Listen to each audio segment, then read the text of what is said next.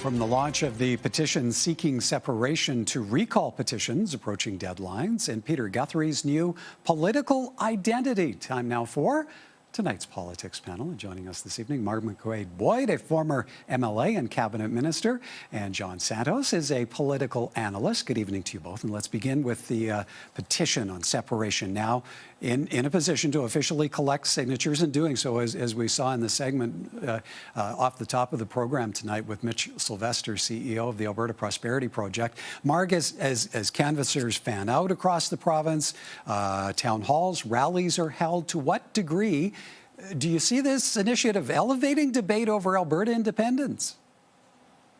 Well, it seems to have some legs, and I would hope that as people go out and gather signatures, they're able to answer some of the questions people are going to have, like, what is this going to cost?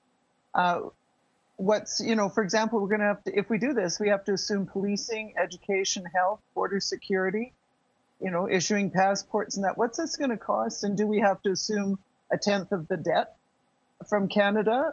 What are our sources of revenue going to be? There's lots of questions that I hope they can answer, because people need to go in eyes wide open into what they're going to be voting on. John, there's already been Thomas Lukaszik's successful Forever Canadian petition, now this one on independence, and then there's the Alberta Next panel recommending multiple referendum questions as well. What's to be made of how crowded a space this is beginning to be?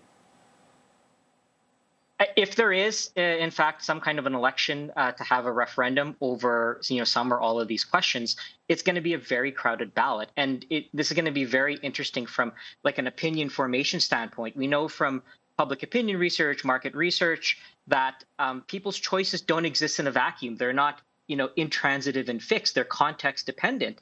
And one example is, like, people always wonder why retailers stock $500 toasters. I'm never going to buy a $500 toaster, but having a $500 toaster makes it easier to sell a $200 toaster when most people are looking to spend $100 or less on a toaster. And so having like a crowded ballot could potentially make some options which seem extreme on their own seem less extreme if more extremes are present on the same ballot. And so how this could apply to a possible referendum with many of these questions is, somebody who is not a separatist, but still kind of pissed off with Ottawa, they might not be voting in favor of separation. Separation might not ever be on their radar.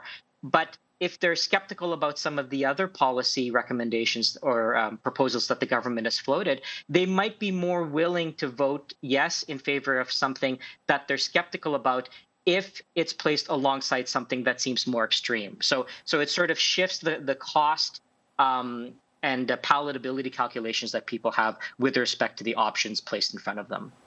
Marg, the Independence Group has until May 2nd to collect the necessary number of signatures. How do you see this potentially overlapping with the next sitting of the legislature, and then the kind of political dynamic that might create for the Smith government?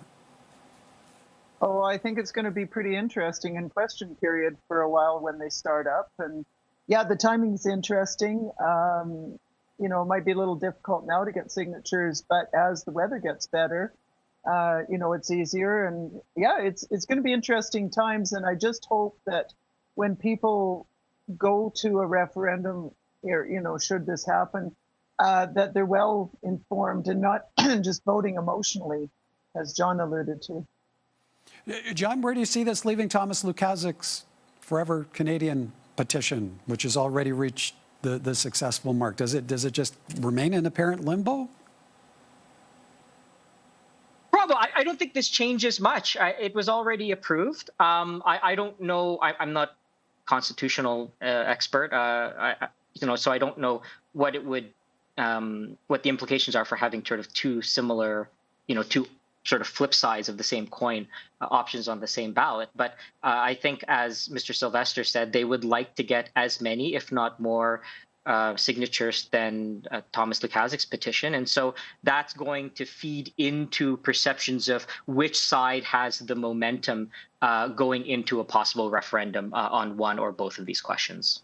Okay, still on the petition front, there are accusations of harassment from the organizer of efforts to recall Highwood MLA R.J. Sigurdsson. I'm a generally pretty positive person, so I like to see it as just like, yeah, these people are clearly unhappy, but we're still doing something. I'd like to keep going. I would not fault any of my volunteers if they feel unsafe and decide to stop. Like, that's totally fair. Molly Metcalf says volunteers have been harassed, received threats. She has received threatening emails. The people against the petition have taken pictures of private information and individuals, and that RCMP have been notified. She also says she only has about 500 signatures, but needs roughly 15,000. A petition to recall Education Minister Dimitrios Nicolaides, also short, about 10,000 signatures with only a couple weeks to go. John, what's to be made of the apparent toxicity around some of these petitions, the allegations of threats against organizers and volunteers canvassing for signatures? It's par for the course these days. It's unfortunate, but it's the reality. And I think it's only going to get worse. The temperature and intensity of political discourse and debate is too high.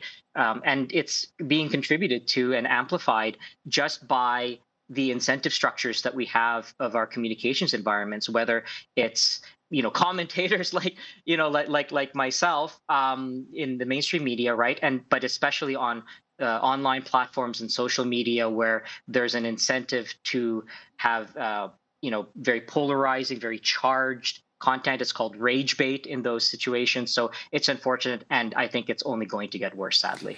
Marg, the clock is ticking on many of these recall petitions, and it's being reported some still have a long way to go in collecting the required number of signatures. What does that say to you about the petition process and the actual role it has to play in a democratic environment?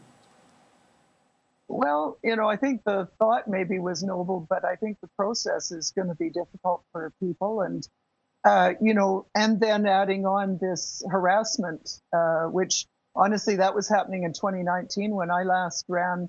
I had seniors coming back with signs, lawn signs, returning them to me because they were being harassed about having a sign. So as John said, this isn't new and it's not going away, but I think it's going to scare off a lot of people from signing, and they'll just let things go. And one more quick one for you, John. Is there a point at which Albertans just get petitioned out? Possibly. The thing is, the people who start these petitions, the people who volunteer for them, and the people who sign tend to be more engaged and more committed. And so the threshold that they have for the kind of stuff they're willing to tolerate is a lot higher. So while mainstream Albertans might become less likely to participate and pay attention to these kinds of things, I think the people who are doing them, engaging in them, signing them, some of them will fall off, but I think it will continue because they're committed. All right, time for a bit of a break, but when we come back, the political identity Peter Guthrie will carry forward in rebranding the Alberta Party. More from our panel in a moment. Welcome back. The Alberta Party wound down 2025, ushering in a new name, the Progressive Tory Party of Alberta. Party leader Peter Guthrie made that announcement on social media 2 weeks after the Smith government passed legislation limiting provincial party names, making words like Conservative, Democratic, and Wild Rose off limits. Guthrie initially attempted to revive Progressive Conservative Party branding. Marg, as a former member of the legislature, do you see this new name carrying the weight or the sway of that targeted PC branding? I'm not sure the name is as important as who the leader is and what people see that party standing for. I know I have a lot of Conservative friends who don't identify as UCP Conservatives, who, were part of the older party from before. And, that may be attractive to them, but I think they're going to look at Peter more than they're going to look at the name to decide if they join. John, as a reference to conservative politics, how much of a fit is the term Tory, where the Alberta political dynamic is concerned? Is it one that will resonate with Alberta voters? None of this makes sense to me. Like, I could spend an hour talking about this, which is probably 59 minutes longer than it really deserves to be talked about. Like, you have two guys who are joining this Progressive Tory Party who are not I mean, like if we think about what the word Tory means colloquially, right? Like it's people who are fiscally conservative, but socially progressive, and the sort of moderate conservatives.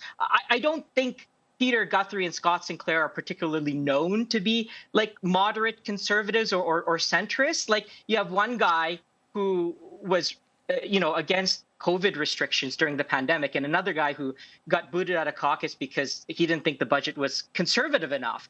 Like that's not the portrait of two individuals I expected to sort of join, like that would break off from the left flank of the Conservative Party and try and resurrect the old Tory brand. And that's not even going into the historical, nuances that are part of the Tory brand that have sort of been lost in its colloquial understanding. So could this resonate? Maybe, but it just doesn't make sense on so many levels that I'm just having difficulty processing it, to be honest. Well, Marg, how much value would there have been in keeping the Alberta Party identity?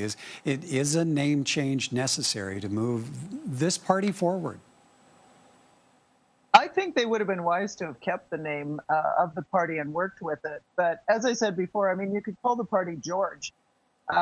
It's the leader, I think, that people are going to look at and see what they stand for. So, yeah, I'm like John, I'm a little curious as to why they needed to change the name. I think they might have been best to just wait there, but not sure why they wanted to. But I think we won't see some growth in there till maybe an election beyond this next one.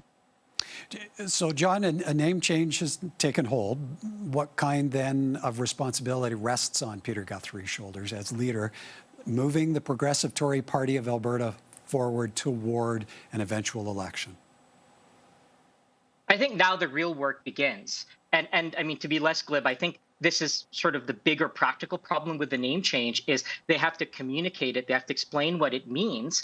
And then they have to actually do the real work of fundraising, organizing, signing up members, getting candidates, all of that stuff. And the problem is they spent so much time, energy, and probably money on getting this, name change and trying to figure out a new catchy name that it probably took away from the time, energy, effort, resources that they could have put in to actually doing the work that wins elections, right? Like, I'm not saying that a name and branding and all that stuff isn't important, but sort of in the list of priorities that you need to do in order to be a competitive political force electorally, I don't think it is as high on the list as they have been making it. So, yeah, the real work for them begins in terms of organizing, signing up members, fundraising, all of the nuts and bolts stuff that actually wins elections. Yeah, Marg, you've been through all of that. You've been on the campaign trail with a party that earned its way into government. So how challenging a task will it be to get the word out, line up prospective candidates, and to John's point there about fundraising? Oh, super difficult. They've got to, like John said, the work starts now. And yeah, exactly. They're going to have to create a platform of what they stand for, go out and get members, get candidates, and fundraise. And that's all two people right now. So hopefully they can get some other friends and followers to help them out. But it's a big job and it's going to take them a long time. And John, how interesting might this make the spring sitting of the legislature, or is it purely about lead up to the next provincial election, whenever that might be, whether that comes early or when it's initially targeted for? Yeah, I think it's the latter of the points that you just made there. This isn't going to change the dynamic. Sinclair and Guthrie were already working closely together in the legislature, so them being part of this new political brand doesn't change anything from a House procedure perspective. So yeah, this is all about getting ready to have a competitive political party to contest the next provincial election. Yeah, and I think a big one there will be finding candidates and locking in people on that front. All right, folks, we'll have to leave it there for time. Great to see you both. Thank you kindly for this. Good to be here. Thank you, Mike.